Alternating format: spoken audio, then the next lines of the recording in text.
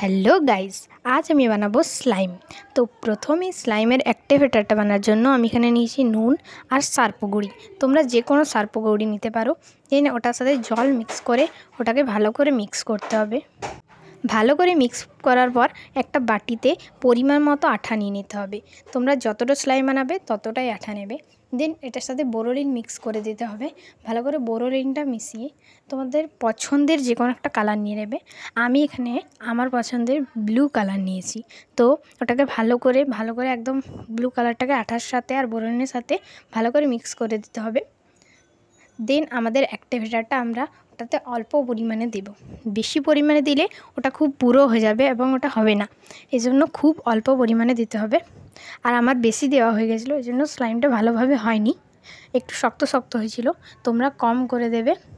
দেন তোমরা এটাকে ভালো করার জন্য তোমরা যে কোনো গ্লিটার বা স্টার গ্লিটার ইউজ করতে পারো।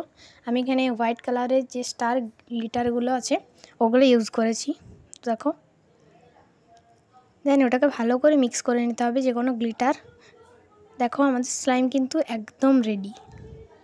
এভাবেই তোমরা ঘরে চেষ্টা করবে বানানোর। খুব সুন্দর হয়েছিল স্লাইমটা।